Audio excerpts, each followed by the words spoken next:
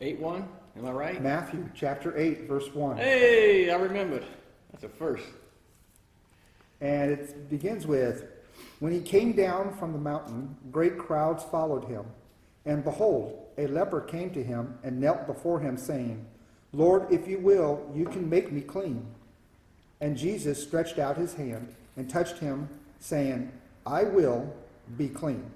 And immediately his leprosy was cleansed.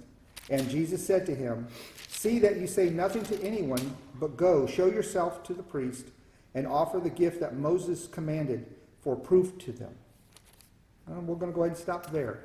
I debated quite a bit about continuing and adding the centurion into this, but I think there's enough in the front chunk of 4 verses, so if we need to, we'll go on. But okay, so Jesus is coming down from the mountain, right? Because he's coming off of the Sermon on the Mount, Yep. right? So he's logically coming down, and there is a great crowd. Is this a wonderful crowd, or is this, what kind of crowd is it? It's a great multitude. A great multitude, right. Do you remember back in chapter 7, verse 27 at the very end? And great was the fall of it. Mm-hmm. Do you remember when we talked about great being, is more of about a significant? Mm-hmm. Okay, it's the same kind of word that we're using here. It's a significant amount of people. It was a noticeable crowd. Okay, it wasn't the 10-person limit kind of crowd. Yeah. So probably weren't socially And distant. they probably were not socially distant here. Good shot. Yeah. Don't edit that out. Keep that in. No, I've got a whole bunch more coming into this Okay. one. So, I like that. yeah. I think that's, you know what, Howard, that's a great point. You know, and you know what, and what I like to think about, as we're going to see, as you notice, who wasn't part of that crowd? The leper. That's significant when you think about it. Yeah, because one had to be socially distant. That's right. And, Right. and then we're going to see how our Lord treated him. Right. So this followed him.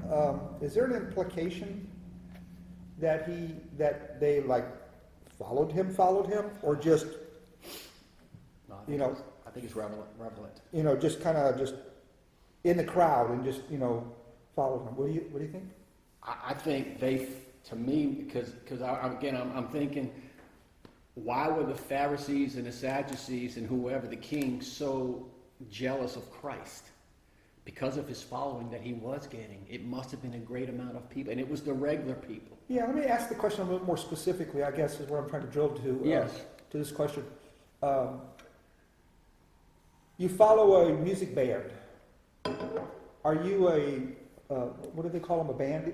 Someone who... A groupie. A groupie? Mm-hmm. Where they believed in him so much that they followed him, or just constantly wanted to be entertained by him?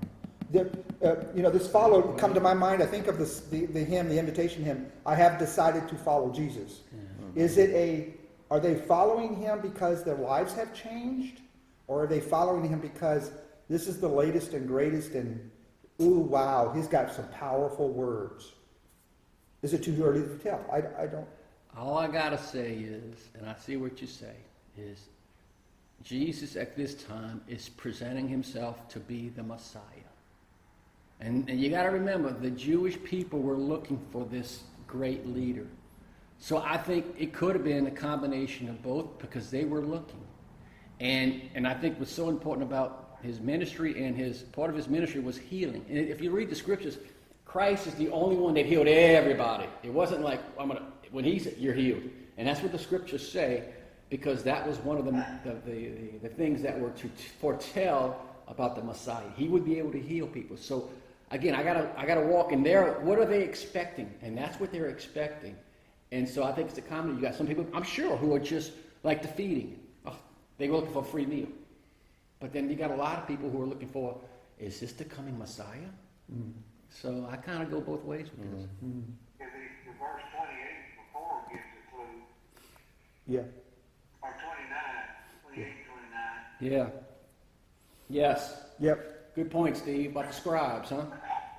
We had one that had authority, and certainly weren't like the scribes. I'm sorry, I added that last part. No, you're right. That's what mine says. And so, yeah, all of the Not Sermon as on the Mount scribes. was a demonstration of Christ's authority and wisdom, of understanding of what God wanted, if you will. And I think this is now beginning a transition from wisdom words, Yes. right, to the healing, because there is a lot of scripture that talk about he will heal our wounds. He will be a healer. He will be a healer. Right. And so it gets to verse 2 pretty quickly. Oh, you stole my thunder. What's that? That's what I was looking at, that keyword worship. Oh, yeah. Yeah. Yeah. Yeah. The leper came and worshipped him.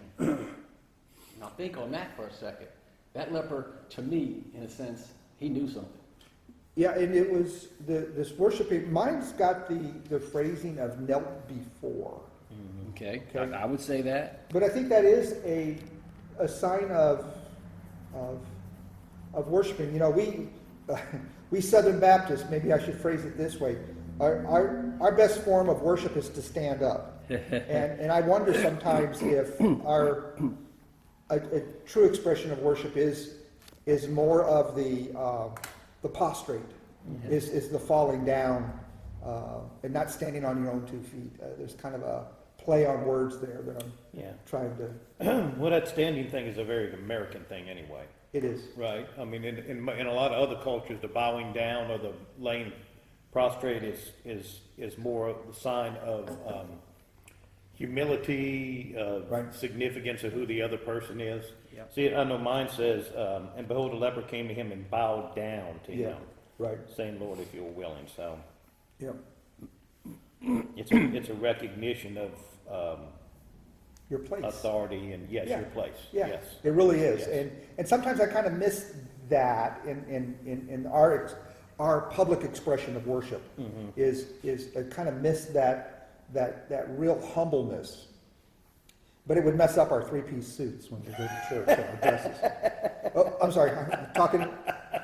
And you know what? I'm talking in trouble And here. you know I'm what? sorry. And you're right, because I started this with my Sunday school class, and we're going to get back to it once all this is over.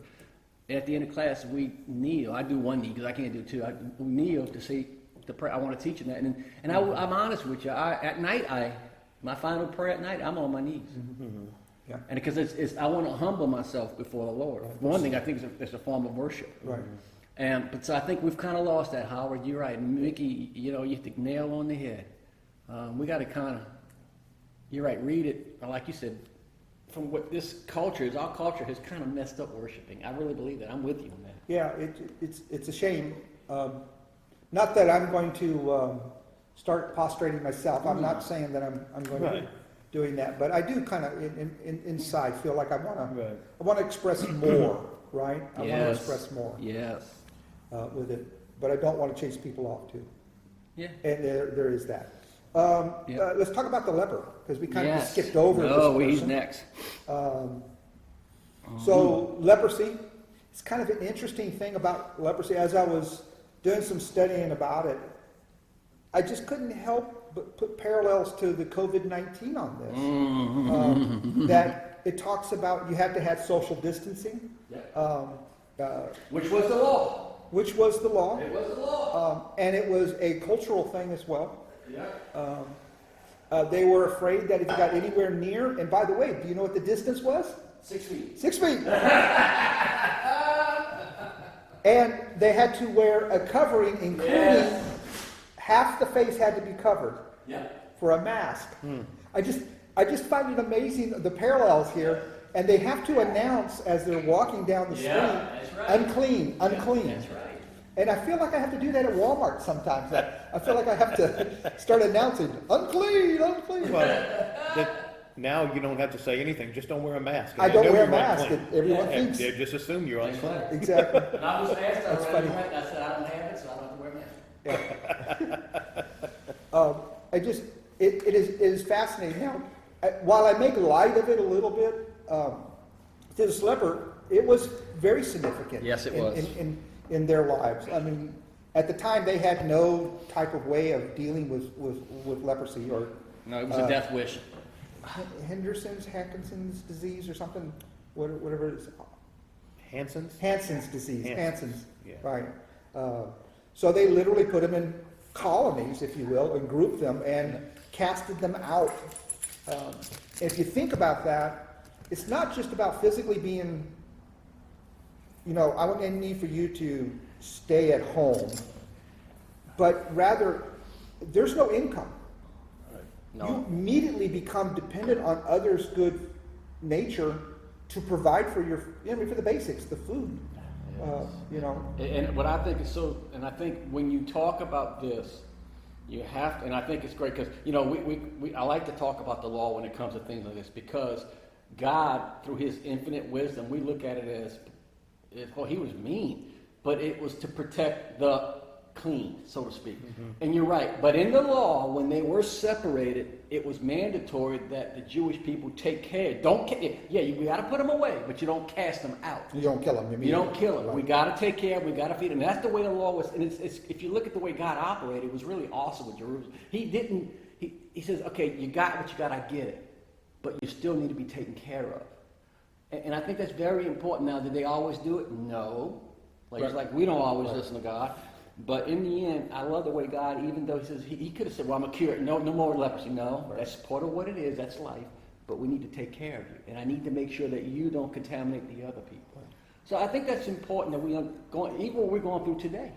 Right. I think the parallels are just kind of, like you said, kind of makes you want to wonder. So why didn't they write down that Jesus didn't jerk away and say, whoa, what are you doing getting, close to me? And, him, yelling at him. Why? Besides the fact that he's God. I mean, you can't use that. Can't use that? Okay. That was my answer. Why do you think he didn't react as if we would? I mean... Jesus freaked out and touched him. Yeah, he freaked out and touched him. Whoa!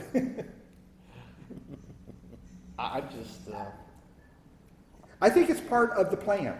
Oh yeah. I think that there's an opportunity was there to show Christ's healing.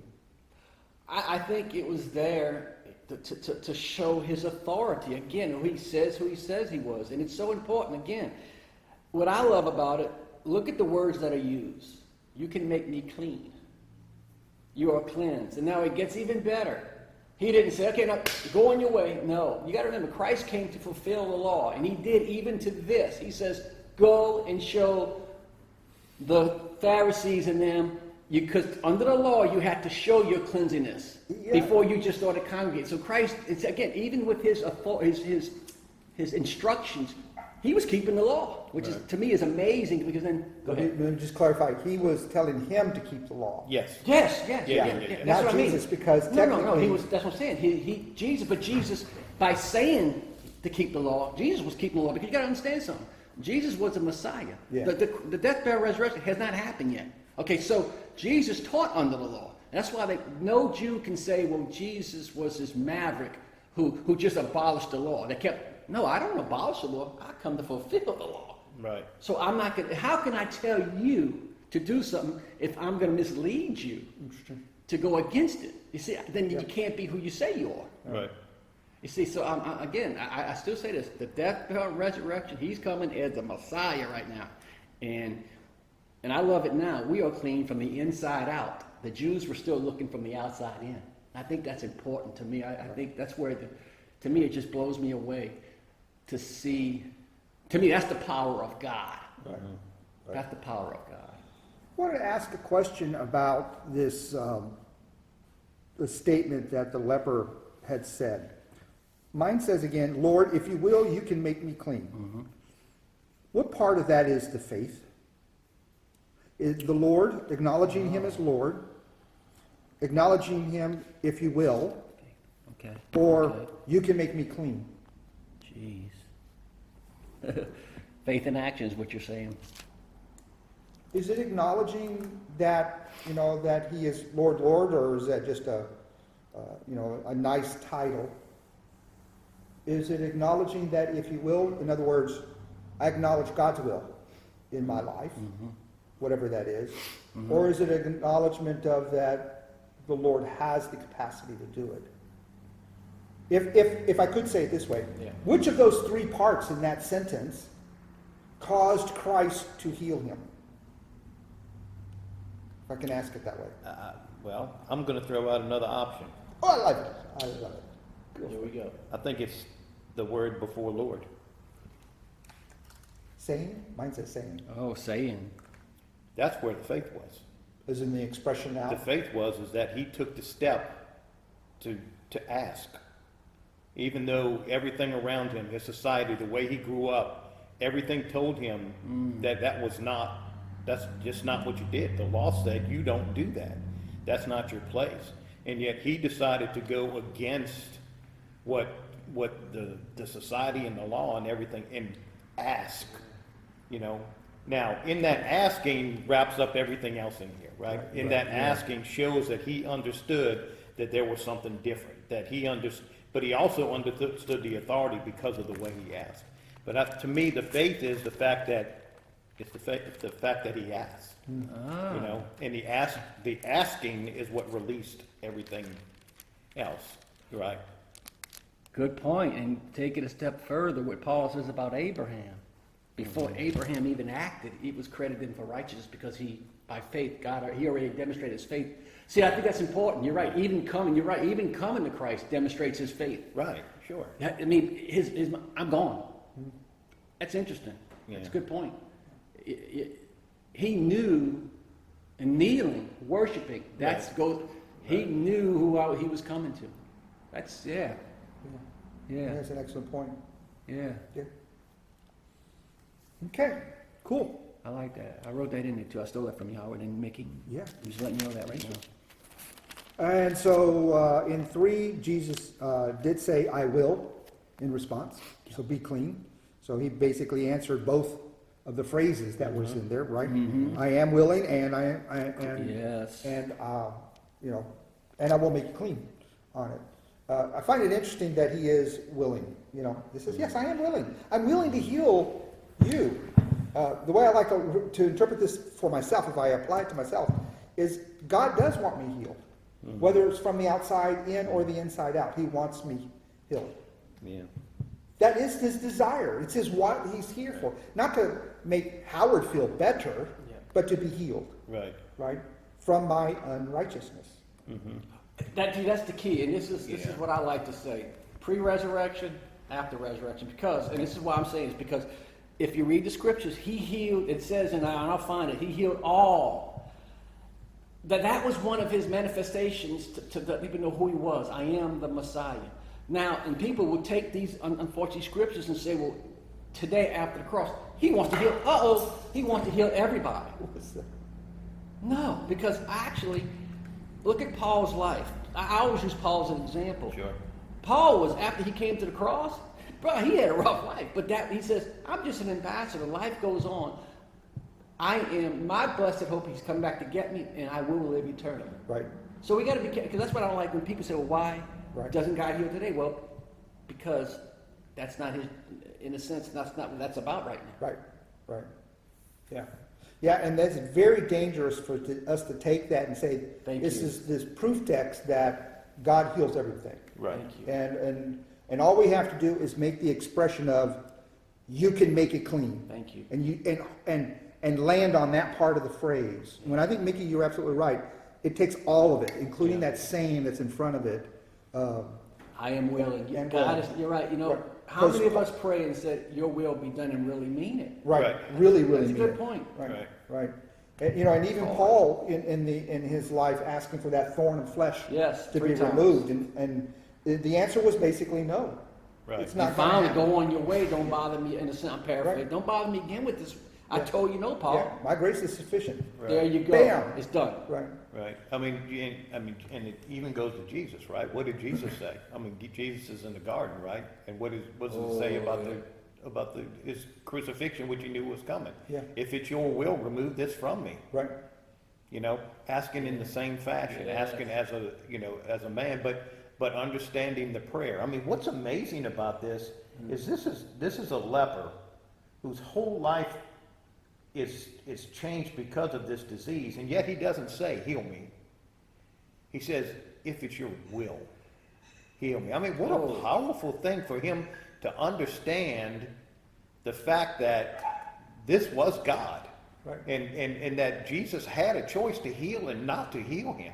Yes. You know, and yet he came and said, you know, if it is your will. In other words, you know, I'm placing my life in your hands. I mean, that's powerful. It is For someone whose whole life is... Well, Meshach, Yeah. Tubal, and Daniel, Yeah. you know, you see, that's what I'm saying, the parallels. Did you say Tupac? Yeah. Meshach, Tupac? No, Tubal. Tubal. But you're right, that is interesting because in the end, if your will, same thing what they said, if I'm not going to, hey, Right. if he decides to get us away from the firmness, that's cool. If not, I am not going to say I don't know this. He is my God. Right. Same thing, I never looked at it with this. You're right. He said, if you're willing, if not, you still all God. I'm just You're going still to, my I'll God. be a leper. Right. Interesting. Yeah. You're right.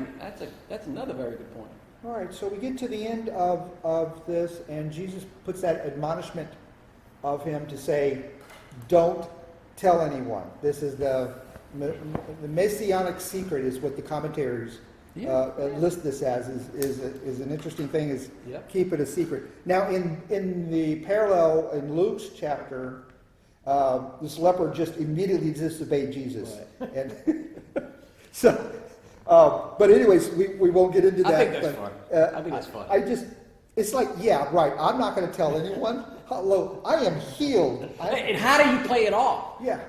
Hey, that's Jerome over there. What, the leper yesterday? Think about it. How can you not? I mean, how can you not? I don't. and I think you're right. Jesus, and again, he's the king. Yeah. I am the Messiah. So play it down. And I think he was doing that in a sense. To me, it makes sense because it wasn't his time to promote himself. Right. Let the people do it, but I'm gonna still tell you, hey, just. Right. Well, But that's funny. Jerome is no longer a leper. How do you say, hey, yeah, I recognize you? right, exactly. If you had the opportunity and time to read Leviticus chapter 12 I will. and 13, it goes into all the steps about how to show yourself to the priest and offer the gift that Moses commanded. Mm-hmm. I mean, it's 2 whole chapters. One is if you've got a whole lot of money, and another one is if you ain't got that much money, here's all the processes and steps you got to go to. It probably took me 15 minutes to read through all of that. There's a lot of steps. To really But read it and including understand, I'm things with like you. put blood on your earlobe and on your right thumb. Right thumb. It was the strangest thing. I'm not going into that, but But I love that our Lord said, go, and I think people need to understand. That's why when I teach, I tell everybody that, because again, he fulfilled the law even with his commandments. Yeah. And I think that's so important because no one can say, well, he wasn't the Messiah because of this. No. I mean, even his parents kept the law. On the 8th day, he was, everything, even when he could, in a sense, he was controlling it, but he wasn't. He fulfilled the law. And I think that's so important because even me as a person now who came to Christ, I look at this as he was the Messiah.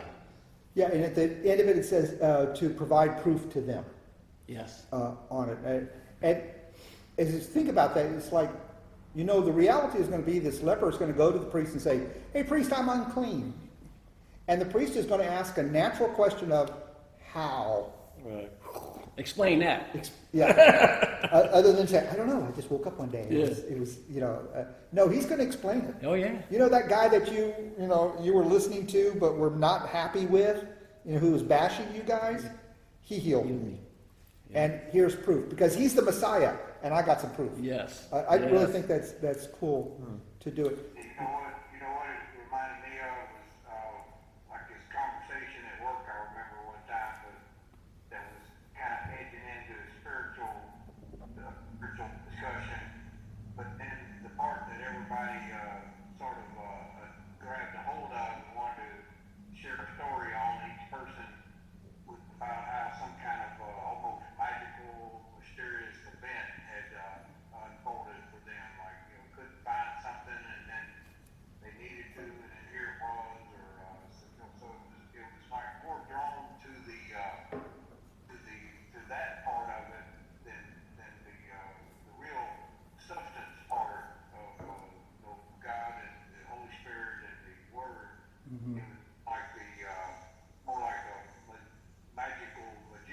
Yeah. type. So maybe that's what was going on here is, not wanting it to get blown out of proportion to almost like a sideshow. Yeah, the other thing too is that, in these words and the way that what Christ asked him and the way that when he healed people, he asked them to react. It's always puzzling to me, right? Like you said, unnatural, right? And just reading this, thought just came to me is what he may have said when he said, "See that you tell no one," may not have been, "I don't want you to tell anybody," but before you tell anybody, you need to go straight to the priest first. The timing, right? The Yeah. timing, right? Don't dilly-dally by telling everybody on the way. Yeah. Go tell the priest first, let him confirm it, and then you can tell whoever you want to tell. That's Right? we So did- it just may be one of those types of things. Oh, yeah. That- Rather than saying, "Hey, Yeah. don't tell nobody, keep it a secret." I don't know that so much was the fact that he just wanted, don't tell anybody, make sure you go bring yourself and present yourself to the priest. He'll say you're unclean, and then you can, That makes sense, actually. Yeah. Because you're right. Because no matter what happens? Let's say this: I'm healed. yeah. By this person? What's the first thing I'm going to do? I'm going to forget about the Pharisees. Right. I'm going to go. That's a good point. No, go tell these people because you're still not supposed to be part of the community yet until they verify it. Right. That's a good way of looking at it. So I like that. All right. All right. So we're going to stop here. And you said it wasn't enough verses. Yeah. A lot of good stuff. Had a feeling. All right. What are you guys praying for?